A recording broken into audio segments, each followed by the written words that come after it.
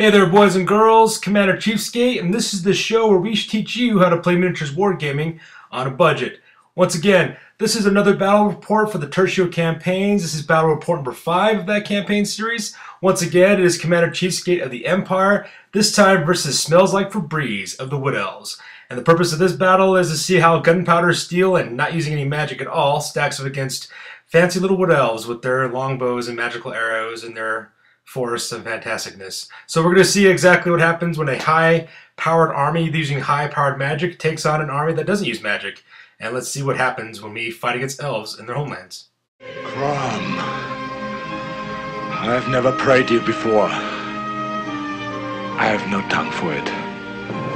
No one, not even you, will remember if we were good men or bad, why we fought or why we died. All that matters is that two stood against many. That's what's important. Power pleases you, Crom. So grant me one request. Grant me revenge. And if you do not listen, then the hell with you. Right, just a real quick recap in case you forgot what this whole Tercio build's all about. This series of battle reports is based on a concept of using what's called a Spanish Tercio. During the Renaissance time period of Europe's history, precisely during the 15th and 16th century, Spanish armies experimented with a tactic called the Tercio. The Tercio is basically was a very specific battle formation where you had a main block of pikemen that were supported by lines of gunmen, and then other units of light cavalry that would skirmish ahead of the unit to support it and to fill any gaps that might have broken up between the lines while the enemy attacked. And for the longest time, this particular style of tactic dominated most of Renaissance Europe's battle tactics. And since the Empire is based on German soldiers from that time period, I figured why not try building an army around that kind of idea and see if it actually works against Warhammer rules. So that's exactly what's going on in this one. So this army of mine will not have any magical items in it whatsoever. It will not have any wizards and will not be using any magic at all. Basically, it's just soldiers with their guts, with guns, with bullets, with cannons, and just sheer brute force and will to see how that stacks up against using what other Warhammer armies are out there. So in case you forgot what that was, that is the purpose of these campaigns. So now we move on to the army lists. Alright, once again, this is the army list that we'll be using for today's battle. This is once again an Empire army and is the Imperial Tercio build, also known as the Eisenkreuz Freibrigade. It's a 3,000 point Empire army. And the Eisenkreuz Freibrigade in German basically means Iron Cross Free Brigade. So it's kind of like going on this idea that they're mercenaries and stuff. It is my blades, bullets, and balls brigade, and that is all that we're fighting with in this battle. So let's talk about my lords and my hero choices first. First of all, I have a general of the Empire. His name is Oberst Gottfried the Eisenkreuz, which basically means Colonel Gottfried the Iron Cross. He has a full plate armor, shield, as well as a great weapon. After him comes a captain of the Empire. His name is Hauptmann Hans Jäger, Captain Hans Jäger, and he has full plate armor, a shield, a great weapon, and a battle standard bearer upgrade. Now we move on to my core choices, the Eisenblut, which basically means the iron-blooded. It is the largest portion of my army. It is 80 halberdiers with a sergeant, standard bearer, musician, and then 2 detachments of 40 handgunners apiece. So you're looking at a unit that has 160 models just in itself. It's around 1,200 points. It is the largest chunk of my army. If that army the unit gets destroyed at all, I'm basically losing the game. And with that, we move on straight on to the special choices. Now my special choices consist of 4 10-man units of pistoliers, called the 1st Dragoner, the 2nd Dragoner, the 3rd Dragoner, and the 4th Dragoner. As I mentioned before in the Tercio campaigns, that the Tercio history of the Tercio used to have mounted horsemen with guns that used to support the main block of infantry. So these pistoliers will be fulfilling that role. And so far, I'm liking the way the pistoliers work. They're pretty devastating. Some people don't like them, but finding them pretty handy. My next series of great special choices consists of 4 great cannons, so we're bringing on the rain on this one, as well as 1 mortar, which is, kind of upsetting me because it's not doing as well as I'd like it to. And then finally, for my rare choice, we have 2 Hellblaster volley guns, and that brings my army's grand spanking total to 2,982 points. Alright, now it's time for my opponent's army list. This is Smells Like Febreze's Dothraki build. This is a 3,000 point Wood Elf army. And the reason why it smells like Febreze, he calls it a Dothraki build, is because he's like using the Dothraki from Game of Thrones, where it's primarily mounted cavalry and they kind of ride around you and shoot you to pieces. Well, that's the idea behind his build for this army. So let's go and talk about his hero and his lore choices. So first off, he has the Sisters of Twilight, Naestra and Arahan, which are the hero characters from the new Wood Elf army book, and they are riding Sithin Har, as I believe how you say it, which is the Forest Dragon mount option for that character. So, ooh, this is a big monster, so see how it stacks up. Her, let's see here, Smells Like Febreze' next choice is a Glade Lord with an Elven Steed with a Great Weapon Shield, Moonstone and Hidden Paths, and Armor of Destiny, so I'll have to look out for teleporting elves on that one. His next choice is a Spell Singer with a level 4 upgrade and the Acorn of Ages. So, you know, teleporting elves with forests, that's just all kinds of fun. Now let's talk about the core choices. 2 units of 10 Glade Guards. They are armed with True Flight arrows and champions. And the True Flight arrows are the ones that there's no, I believe there's no to hit penalties when you use those ones. Those are the ones that, you know, you can shoot whatever you like and there's no to hit modifiers whatsoever, so those are going to be pretty deadly. Let's see here. He also has 4 units of 5 Glade Riders, also armed with True Flight arrows and with musicians. So, and that's going to be kind of scary because those guys are ambushers, so I'm expecting these guys to pop up all over the dang place. Let's see here. The special choices are 2 units of 10 Deepwood Scouts armed with Swift Shiver arrows, and the Swift Shiver arrows are the ones that, you know, you can shoot twice per shooting phase, so that's kind of scary. Followed by 2 units of 3 Warhawk Riders with Wind Rider champions for each one of those, so that's kind of scary. And then, of course, the shining child of the new Wood Elf rulebooks, the Wild Riders. And he has 10 Wild Riders with a champion, a standard bearer, and a musician. And then finishing out his army for his rare choices, he has 2 5-man Waywatcher units for a grand total of 3,003 points. Alright, so now we're on to deployment. So this is the Empire deployment on the right-hand side. So as you can see on the very far right-hand side, we have a watchtower in my deployment area. And right off the bat, you can see there are at least 5 Way Watchers on top of that bad boy. So right off the bat, I'm going to be getting shot at right from turn 1. And that's horrible. And as you can also see in this picture too, there are a couple of forests scattered throughout this battlefield. The player, my opponent, Smells Like Febreze, dropped the Acorn of Ages, and I believe he got 4. I think he got 4 or 5. I forgot. I think it's 4 or 5 forests, and so he dropped them right in different parts of the battlefield to put to his best advantage. So as you can see in that forest right there in the middle part of the right-hand flank, you can see his 10 Deepwood Scouts on that side. And then right here you also have my 2 units of Dragooners, the 1st and 2nd Dragooner. They're there on the right flank, there to kind of protect it against from any scouting units and things like that. To the left is my 1st Handgunner detachment, and right behind them are my 2 cannons as well as a Hellblaster volley gun for that one. So yeah, that's deployment on the right hand side. Alright, and this is the picture of the center deployment area for the Empire Army. As you can see there's my major block of halberdiers right there in the center. Right behind them is my motor as well. As you can see, left of them is my 2nd unit of handgunners, the other 40 handgunner detachment. Right behind them are my Hellblaster volley gun, as well as my 2 other cannons. On the very far left, you can see the 3rd and 4th Dragooner, which are the last 2 Pistolier units in this army. As you can see, this is the left flank of my deployment area. And the reason why I'm showing you this picture is not so much to show my units. I pretty much did that in the previous 2 pictures. But the reason why I'm showing this one is to show where Smells Like Febreze put his last unit of 5 Way Watchers right there on the standing stones, as you can see on the left-hand side. So on either side of my army, 12 inches away, are 2 units of Way Watchers, and they're going to be opening up my army when the game begins. And so I can tell right now that his Dothraki build with the whole concept of surrounding and shooting me is already off to a good start. And this picture is Smells Like Febreze's left-hand side of his army. As you can see in the bottom left-hand corner there, he has the Sisters of Twilight, Naestra and Arahan with their Forest Dragon right behind the hill, protecting them from incoming fire.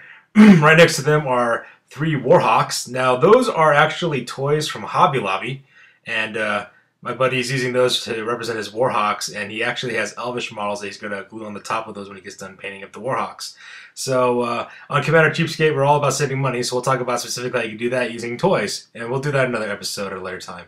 But so right there, those three Hobby Lobby Eagles are his Warhawks. Right next to them, he has his unit of Glade Guard hidden out in that forest there with their Spellweaver, and up in the front there, at Taking Point, are the Deepwood Scouts with the forest, and they're like right across from my Pistoliers, and that's the layout for the left flank on his army. Alright, and this is the picture of the center deployment for Wood Elves. As you can see here, in the middle of the forest there, right smack across from my Halberdiers, is a unit of Wild Riders. They're hiding out in that forest there. And to the right of them, represented by Owls, this time from Hobby Lobby, are three more of his Warhawks, his other unit of 3 Warhawks. And that's where he set up his troops for that side. And finally, here's a picture of Smell Like Febrez's right-hand flank. As you can see in the forest there to the right, kind of the center of the picture, is his other unit of 10 Glade Guard. And right in front there on the point, and another forest right next to my other unit of Pistoliers, that's one of the forests that he got from the Acorn of Ages, is another unit of Deepwood Scouts. So yeah, that's the deployment for his army. And this last picture is showing his 4 units of 5 Glade Riders. Now my buddy Smells Like Febreze is still kind of putting his army together, so he has got a lot of proxy models, and actually he borrows some of my models in order to do that. And so these are 5 units of 5 Cold One Knights from the Dark Elf army list. So he's using those to represent his Glade Guard, as well as the the 2 units of 4 Illyrian Reavers from the High Elf army. He's using those to proc to those Glade Riders as well. And maybe if we were playing by Elf Legion rules, they could still use those, so that'd be kind of cool if we could do that later on. But for right now, though, he's just using those models as proxies. And, I have no problem using proxies. It's the best way to learn how to use models without having to buy them, so I have nothing against proxies. And I know some people have issues with them for other reasons, but if they do, then maybe you shouldn't play with those people, because they sound like they're kind of mean that way. So, but anyways, those are his Glade Riders who will be coming in later on as ambushers. And with that said and done, we start off the game at turn number 1. On this battle, the Wood Elves will go first, so we go straight to movement phase. Now, usually when it comes to the games, I like to send out my Pistoliers on the Vanguard movements because they're light cav and they have that option. But in this battle, I didn't really feel like sending out my Pistoliers out that much. I had a sneaky suspicion that if I sent them out there, they'll get shot to death, and so I decided to keep them up close and try to protect my flanks that way. So anyways, we're on to High Elf movement phase. As you can see in this picture, Smells Like Febreze already sends out 2 of his units. He flight marches the Sisters of Twilight the Dragon right behind those forests there, right next behind their Deepwood Scouts to take cover behind the forest there. I can still hit that dragon with a -1 to hit modifier, but we'll see what happens with that one. And then as you can see there, his 3 Warhawk Riders, they kind of scoot off forward and to the left again using another flight march movement, so that way they can, it looks like, trying to get into a flank strike on my army. And as you can see in this picture on the right hand flank, his Warhawk Riders on that side, on the right-hand side of the board, fly up again with another flight march movement and kind of take cover behind that series of forests there where the Deepwood Scouts are on the right-hand side. And then he also teleports his Wild Riders using the Moonstone, that magic item that allows High Elf Wood Elf units to teleport through different forests. He automatically teleports that unit over there behind those trees. So right off the bat, those Wild Riders are right next to my flank, and there is no way of stopping him at this point. This is my boomstick!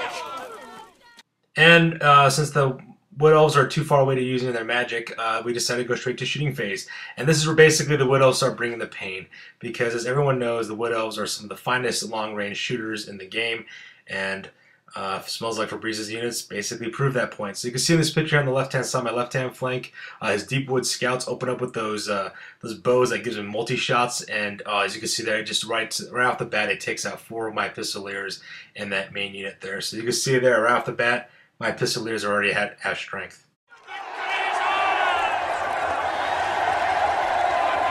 Retreat! Retreat! Get the hell out of here!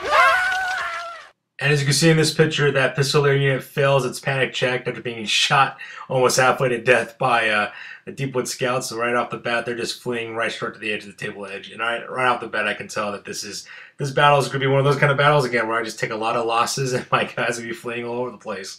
So yeah, so good on my opponent. You know, he caused one of my unit of Pistoliers to run away right off the start of the game. So that's just precious. He didn't fall? Inconceivable. You keep using the word. I don't think it means what you think it means. And that poor unit of Pistoliers, as you can see in this picture, as they're trying to flee, trying to escape certain death from the Deepwood Scouts, Smells Like Febreze takes his unit of Way Watchers, which is there hiding on the flank there, and they just open up on that poor Pistolier unit and kill 2 more guys. So, man, these poor guys, man, they can't even survive by running away. They're just getting shot in a crossfire of destruction that just will spin the end of their unit. This is my boomstick! And as you can see in this picture, my other unit of Pistoliers also gets hammered from a crossfire. The Way Watchers from the tower, as well as Nastra and Arahan, those 2 characters, open up on my first unit of Pistoliers, and they catch that unit in a crossfire as well, and they end up inflicting 5 wounds on them.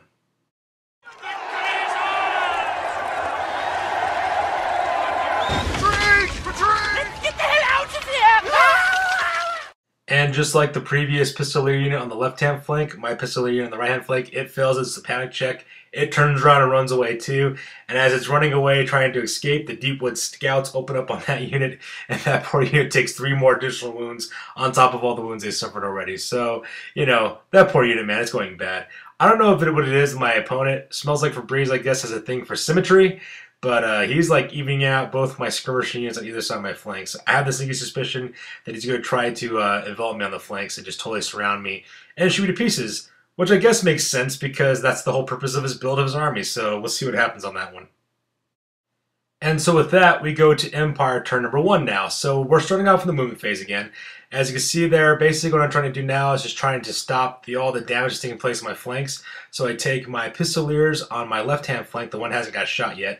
I do a quick reform to face left, and I just go forward 8 inches to get me within 6-inch range of those Way Watchers, so that way I can get the maximum amount of firepower on those guys. The only thing I got to worry about is taking a -1 to hit for multi-shot. So those Way Watchers, man, they're going down because that unit of Pistoliers can pump out 20 shots per round, and that's just an awesome combat multiplier. For my center units, basically all I do is I take my 2 handgunner detachments and just angle them slightly to face their respective flanks. I know that when you move a handgunner, you can't shoot because the handgunners are either a move or shoot unit, but nothing is within range at this point, so I can't really shoot with them anyways. What I can do, though, is angle them in a certain way so that way they're still within the 3-inch tolerance of my parent units, so that way they can still benefit from all the psychological rules from Hold the Line and the Battle Standard Bearer and the General's Inspiring Presence as well. But at the same time, they're angled so that way they can open fire and be within the fire arc for whatever starts coming down the flanks on either side of my main block of troops. As you can see in this picture, my other unit of Pistoliers that haven't been shot at yet, they also turn to the right and then go 8 inches forward, so that way they could be within the firing arc of that Way Watcher unit right there and the tower. Now, fortunately for me, there's that hill that's in the way, so I won't be able to get within the 6 inches to make sure I don't lose a #1 hit penalty that the unit will have to face. And so they're looking at, you know, another -1 to hit because of the cover. So you're looking at that unit, I'm going to have to roll 6s for them to engage that unit. And that's perfectly fine with me. The idea is that I'm trying to use those Pistoliers to suppress those Way Watchers, so that way they don't open up on my War Machines. And since this is my Bullets, Blades, and Balls Brigade, we don't believe in magic. We totally skip the magic phase and straight into shooting phase, which in my opinion is basically the magic phase for this army because that's where I do most of the damage for most of my opponents. So as you can see in this picture here, my 10 Pistoliers open up on those Way Watchers, and bam, they just get pwned. They just get owned on really bad. 20 shots are flying at that unit. I forgot how many shots make it in the end, but it's enough to wipe out that entire unit of Way Watchers right off the bat. And that's another thing about fighting against Wood Elves that I love. Wood Elves do not have armor, really. Most of our units are unarmored, and the ones that have armor are the ones that have light armor. So you could easily just shred right through them with firearms. So hooray for that. So there's the Way Watchers, and they are all dead. This is my boomstick! And the punishment just keeps on raining down. With those 20 shots that I land on that tower, I rolled like a ton of sixes on that rolls. I'm not sure how that happened. I think it's because I'm starting to use a dice cup now. I actually have this little medieval time cup that my buddy Chico gave me as a gift. He went down to Florida, and so he brought that back as a souvenir. And he's like, "Hey, I heard you play tabletop wargaming, so here, I brought you a little medieval times cup. Use it for your a dice rolling cup to use in your battles." So I'm like, okay, so I'm guessing that my buddy brought some of that lucky Gulf Coast wind with him in that cup, or whatever the case might be. But ever since I've been using that dice cup, I've been coming up with some pretty good rolls, so that was kind of nice. So once again, that unit on the tower, they are owned on, they get stomped out, and I'm happy because now 5 more Weight Watchers are dead, and now my flanks are somewhat secure. I say somewhat just because you still got Deepwood Scouts as well as Warhawks coming on my flanks, so let's see what happens. This is my boomstick! And once again, I love the artillery of the Empire, especially Hellblaster volley guns. I mean, there's some times when those things can't hit anything on a because you roll a bunch of misfires, but you know, there's also some days when you just absolutely own those things. So in this picture, the Hellblaster volley gun on my left-hand side opens up on that. Sorry, not left-hand side. Yeah, I'm sorry. It is on my left-hand side. I took this from the right-hand side from the Wood Elf perspective. But anyways, in this picture, you can see the left-hand Hellblaster volley gun opens up on those Deepwood Scouts hiding in those forests. I do suffer the -1 to hit penalty because they're hiding behind it. But when you're rolling like 24 shots on this bad boy, you know, yeah, it's not so bad. So as you can see there in the end, I kill 3 Deepwood Scouts. So right off the bat, that's looking pretty good.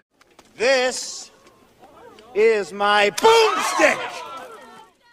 And this is the other reason why I love the Empire Army, and it's because of the cannons. So I have 2 of my cannons open up on the giant Forest Dragon that has the Twin Sisters Twilights on it. The first cannonball misfires when it hits the ground. So I'm not when it misfires, but when it hits the ground and bounces, on the bounce I roll a misfire. So the round just impacted right at the base of that forest there, so nothing really happened there. The second shot, though, hit and only caused a couple of wounds on him. So right off the bat, I'm dropping that dragon down 2 wounds, so he's only got 4 left. And I'm feeling pretty good, you know. There's a reason why people fear Imperial cannons, and big monsters are the reason why they should be afraid of those things, because those cannons, if they hit you, they will tear you in half. I gotta sing the Doom song now. Doom, doom, doom, doom, doom, doom, doom, doom, doom, doom, doom, doom,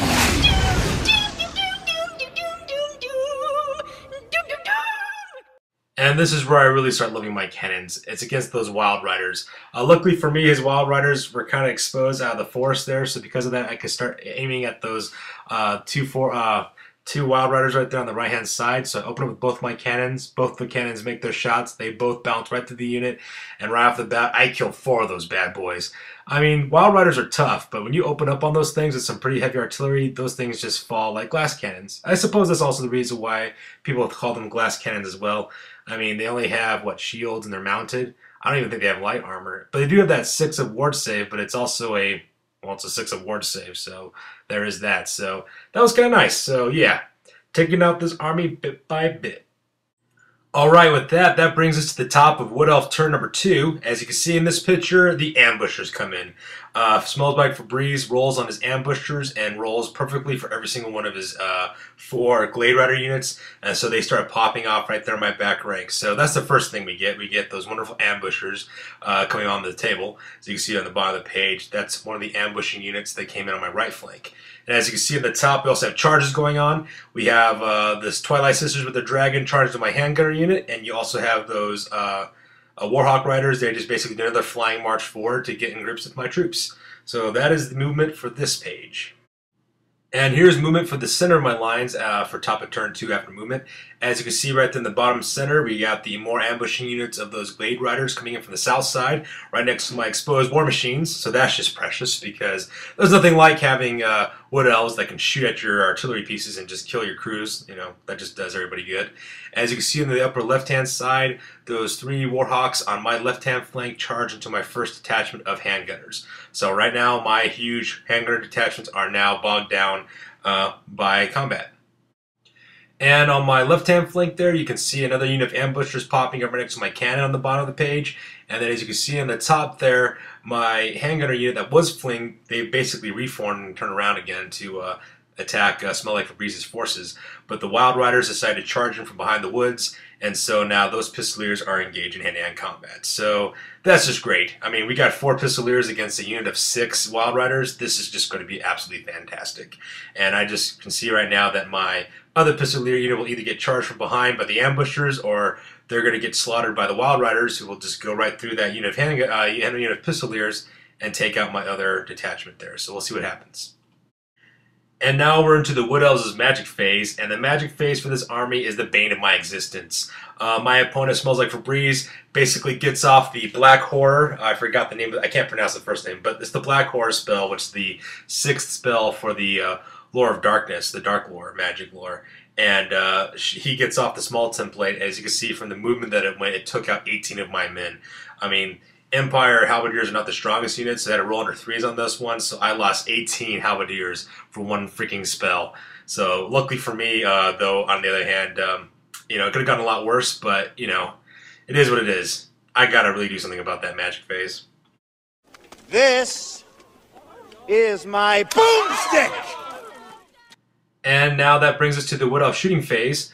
And so most of the time I dominate the shooting phase, which is kind of cool, but this time I'm fighting Wood Elves, so of course they dominate. So as you can see in my second unit of Pistoliers, right behind the one where the combat is with the Wild Riders, the Deepwood Scouts as well as the ambushing Glade Riders right behind them decide to open up on that one unit of Pistoliers, and they inflict 5 freaking wounds on my poor Pistolier unit. So right off the bat, this is not looking good for that unit, and things are just going to get worse in this shooting phase. I just know it.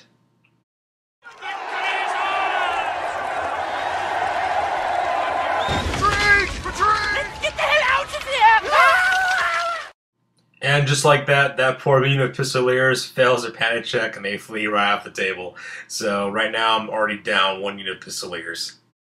As you can see in this picture, nothing says I love you from a Wood Elf better than being shot in the back by a bunch of arrows. So as you can see there, the Glade Riders open up on my other unit of Pistoliers right here on the right hand side. I take 4 wounds on that unit. Luckily for me though, that unit passes its panic check. So they're doing pretty good. But I got to worry about now, which is the other 2 Pistoliers that are remaining, and see how they handle all this destruction that's going on around them.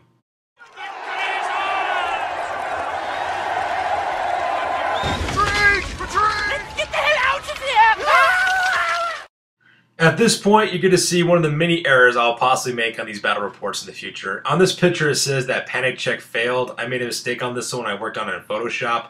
And what it should say is that Deepwood Scouts basically shot that remaining 2 Pistoliers to death. So they get caught in a crossfire and they get destroyed. So they didn't fail their panic check and run. Basically, they got shot. So once again, I am sorry. I am unskilled labor trying my best at making YouTube videos. So I apologize once again, and I will return your money for you for those of you who made purchases on my website. I'm just joking. But, you know, you get the point. He didn't fall? Inconceivable. You give using the horde. I don't think it means what you think it means. Luckily for me, in this next shot that shows the Wood Elves, the Glade Riders open up on my unit of, on my Great Cannon right over there. Luckily for me though, the shots that they inflicted did 2 wounds, but luckily one of the guys survived. So right off the bat, I got a cannon that still works, and that cannon is going to bring in the fury. So I'm kind of excited about that point. I did lose 2 crew members, but you know what? You only need 1 operator to make a cannon work, so things are looking up. Give them nothing, but take from them everything! And that brings us to the first of the battles in the close combat phase of this army. And as you can see right here, those Warhawks try to attack my handgunner detachment on my left-hand side. The combat was actually pretty straightforward. I was actually kind of surprised to see how well my handgunners did. The Wood Elves inflicted 5 wounds on my unit, and I inflicted 4 wounds on the Warhawks, earning me a kill. And with rank bonuses adding up for that unit, basically the Wood Elves lose the combat and they flee. So yeah, so just once again, I just like seeing Wood Elves run for the hills, and right now my handgunners are doing me proud.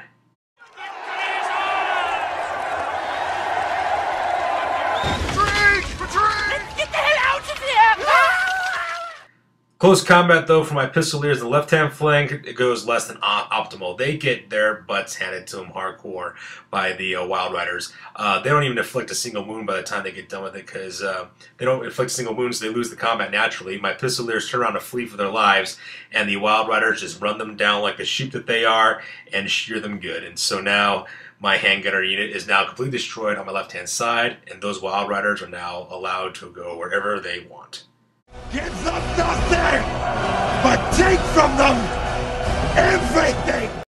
And for all the haters out there who say that handgunners can't take on anything on their own, this picture proves you all wrong. So as you can see in this picture, we have combat going down between my handgunners versus Nastra and Arahan, as well as their dragon. So their dragon and the sisters inflict 7 wounds on my handgunners. So, you know, that's pretty sad. I lose 7 handgunners off the bat. But these handgunners, man, with the horde formation, with 30 attacks, not only do they kill Nastra, they also kill Arahan in the same turn. So those 2 girls are never coming back again. And they also inflict a wound right on top of the dragon. And so that's even better. Now, the rules dictate that a dragon has to roll on the dragon reaction table to see what it'll do.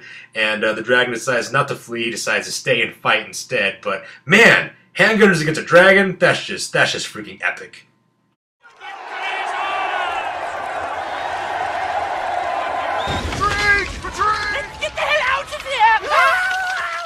And with their general dead, every single Wood Elf unit within 12 inches has to take a panic check. And the only unit in range, however, was the Glade Riders on my right-hand side. And they failed their panic check after seeing their twin sister Golden Girl icons getting skewered alive by handgun bandits. And so they decided to run.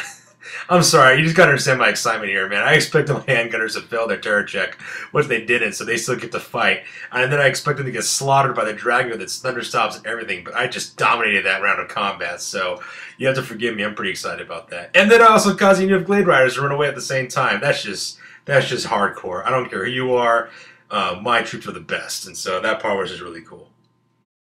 And with that, that brings us to the top of Empire Phase, Turn 2. And as you can see in this picture right now, my very movement phase starts off with my Halberdiers turning around and doing a reform. So I do a leadership check to reform, and I pass my leadership check, so my Halberdiers turn to face the other 2 units of Glade Guard. The idea is I'm going to try to charge one of the units and hopefully be able to impact both units at the same time and get those 2 Glade Guard units in close combat, so that way they can't shoot at my units. But in case if I can't do that, though, for my next turn, I have plans on turning those artillery pieces around and blowing those units to Kingdom Come. So let's see what happens.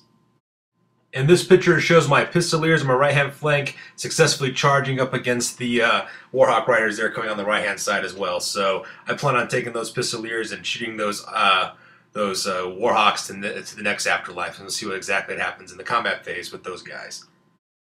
This is my boomstick! And this is the reason why I love this army build. It's for the artillery pieces and the sheer amount of firepower I can bring in on these units. So as you can see in this picture, we're starting to enter shooting phase because we don't have a magic phase in this army. And off to the left side, I take my Hellblaster volley gun. We open up on those that unit of Wild Riders. We inflict 2 wounds on those bad boys. I didn't do very well on the shooting on this one. I got a misfire right off the first bat, so all my shots were reduced in half. So in the end, I only got about 6 shots. But those 6 shots killed 2 Wild Riders, and that's good with me. And then my handgunner unit up there, they decided not to pursue those Warhawk Riders. They passed their leadership check not to pursue, and instead they just open up on the fleeing Warhawks as they're flying away, and that unit gets destroyed. He gets shot down in a hail of gunfire. So, bullets, balls, and blades. That's all this army really needs. This is my boomstick!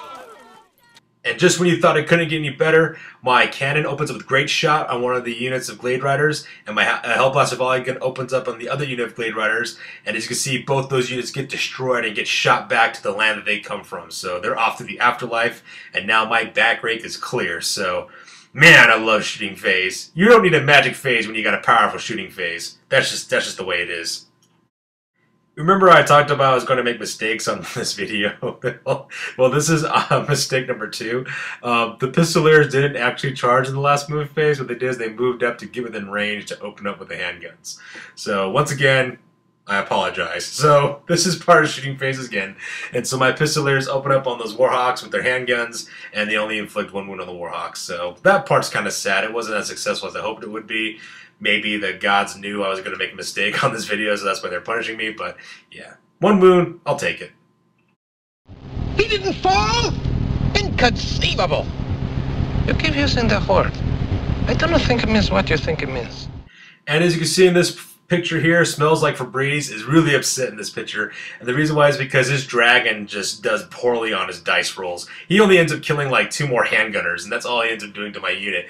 And my unit attacks back with 30 attacks. Now, unfortunately, the dragon has like a huge toughness, a toughness of 6, and my boys only have a strength of 3. But the way I see it, though, if I throw enough attacks at this thing, eventually I'm going to wound something. And so we do. We inflict another 2 wounds on this dragon, so now the dragon's down to 1 more wound left. So if this thing falls to a bunch of handgunners destroying this thing, I'm just going to have the greatest day of my life. That'll just be awesome. So we'll see what happens with this battle later on. Alright, so this is a picture of the top of Woodell's turn number 3. I decided to show you the way the battlefield looked before we start moving things around, so you get an idea of how the battlefield looks. As you can see on the left-hand side, we still have my opponent's Wild Riders, his Deepwood Scouts, and his Glade Guard, and my Handgunners, and my Halberdier, and my Hellblasters are the only thing that's holding down that left flank. And in the center there, you can see my Halberdier unit, largely intact, and now turned completely around, facing nothing. As you can see in this picture on the right-hand side, we still have the dragon that my Handgunners are dealing with. We also have the Glade Guard, as well as the Deepwood Scouts up there in the backfield of my opponent's deployment area. And you also have that unit of Warhawk Riders on the right-hand side. And then you also have my Handgunners, Pistoliers, and my 2 artillery pieces. So, you know, at this point, this battle can still go anybody's way, so we'll see what happens. I gotta sing the Doom song now! Doom, doom, doom, doom, doom, doom, doom, doom, doom, doom, doom, doom.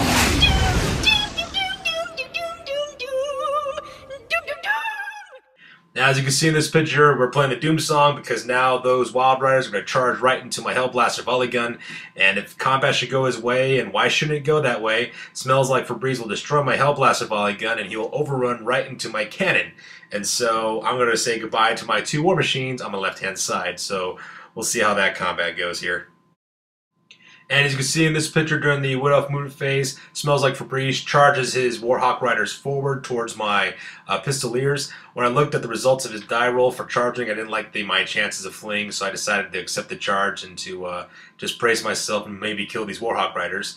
And as you can see in his backfield, my opponent moves his Glade Guard up into the clearing since all my range weapons are pretty much occupied and won't be able to hit her all that well. So because of that, Smells Like Febreze moves up his troops. And that pretty much is the movement phase in that side of the battlefield. I gotta sing the Doom song now! Doom, doom, doom, doom, doom, doom, doom, doom, doom, doom, doom, doom,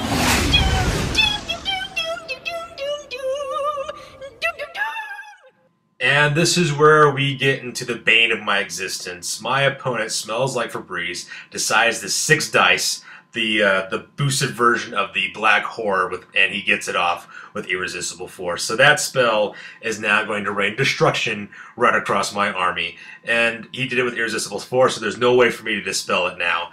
I can only hope and pray that his roll in the miscast chart is bad and that, you know, something really bad happens to his caster, because this vortex of swirling destruction is going to eat everything alive that's in my army. And I can just see it now. It is bad. My opponent takes the dice and he rolls a 4 on the miscast chart. Klaatu! Marata! Which brings us to the third mistake I made in this YouTube video. I forgot to get a picture of the results of the miscast, but my opponent results the Calamitous Detonation miscast, takes a wound on his Spellweaver, and loses 2 more of his Glade Guard. And that's all that really happened.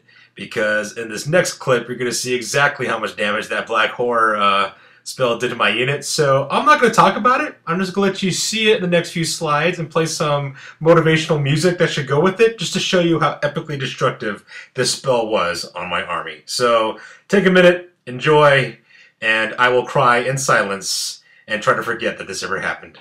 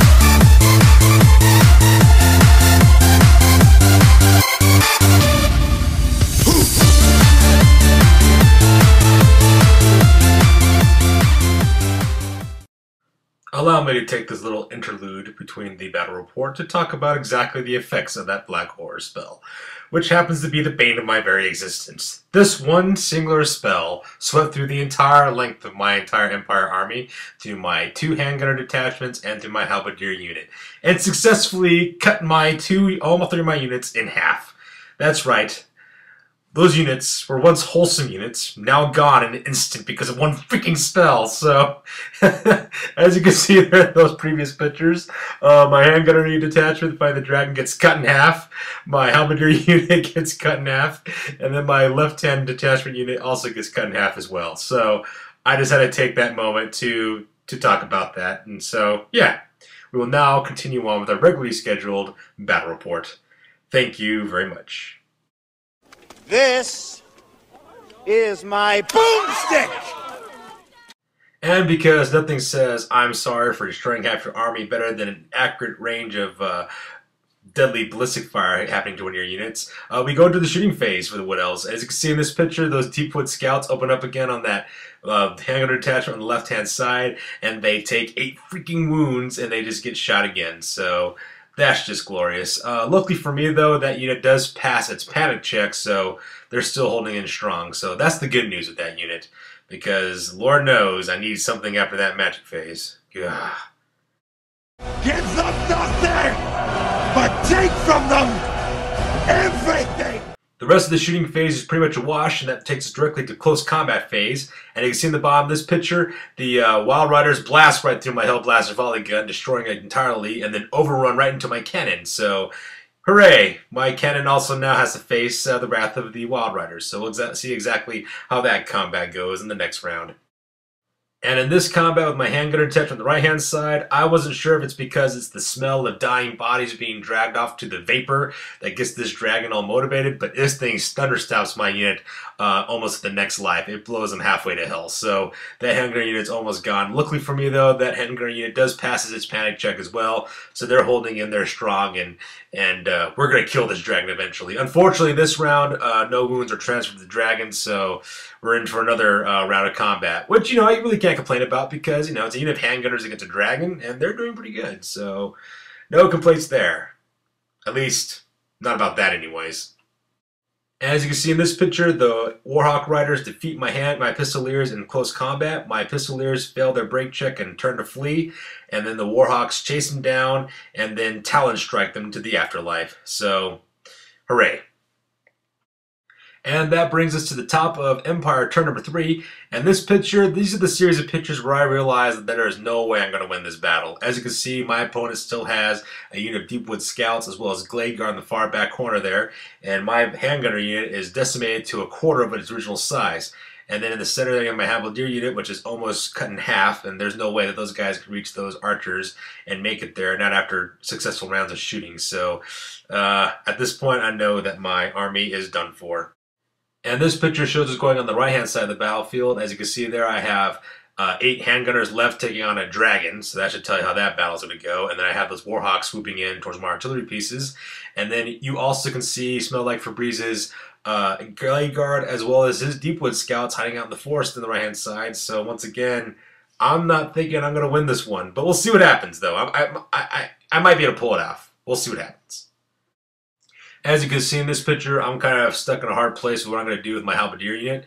So what I decided to do is I decided to reform that unit again, have them face the right-hand side where the dragon is. I'm moving forward about 2 inches, so that way, in case of those handgunners fail, my halberdiers can charge into that dragon and hopefully slaughter it during the offensive phase. So that's pretty much movement phase for this round for my army. This is my boomstick!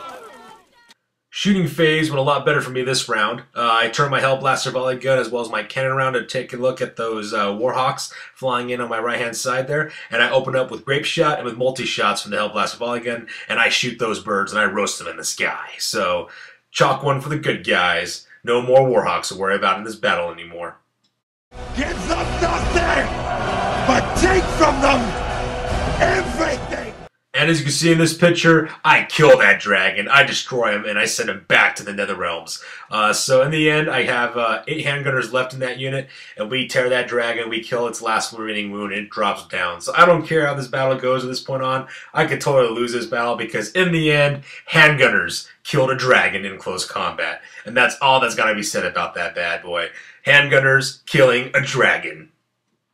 And this picture is the top of Wood Elves turn 4. So as you can see here on my left-hand side, I only got that one string of handgunners left, and my halberdiers are now conveniently turned in a way that my enemies' Wild Riders can ride up to their rear end. So that's kind of nice.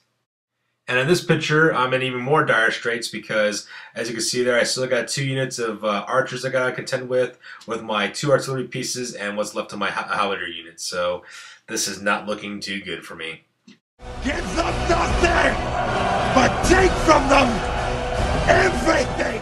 And we're into Wood Elf movement phase. As you can see in this picture, the Wild Riders make a charge move, and they successfully charge right into the back flank of my halberdiers. So now I'm in a really bad spot, because now only the remainder of my unit can fight back on that last line, can fight back against those Wild Riders, and those Wild Riders can bring the entire wrath of their fury onto my Empire halberdiers. So this will not end well. I just know it won't. He didn't fall? Inconceivable! You keep using the horde. I don't think it means what you think it means. As you can see in this picture, my opponent didn't do the shooting phase. He didn't care about that. He wanted to concentrate purely on the combat phase on this one. So we skip shooting phase and go straight to combat. And as you can see in this picture, the Wild Riders killed that back rank that I had on my halberdier unit, so that's gone. So now my unit's only at half its normal strength. I couldn't strike back at all, so this combat is a fail for me. So I don't get anything off on this combat.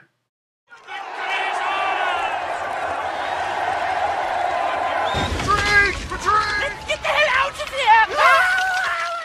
And as you can see in this picture, my halberdier unit fails its break check. My character has a leadership of 9 for my general. I rolled the 3 dice, and this roll I get, I swear you not, was 2 6s and a 5. So there is no way I made that break check. So my men flee for their lives. As you can see in this picture, the Wild Riders chase them down and cut them down. At this point, I'm pretty much done with the game. So I abdicate and I surrender and I give up in this battle. And so chalk up another victory to Smells Like Febreze. And that brings us to the end of the battle. So as you can see there, I have about, 8 handgunners left on the left-hand side, facing down 2 units of Deepwood Scouts. As you can see in this picture, I have just my Hellblaster volley gun left and one of my cannons, and then I'm facing down the remainder of his Wood Elf army. So this game is officially done. So now we'll be moving on to the after-action report. I thought about staying. They offered me the chance to lead them, to teach them, to be king.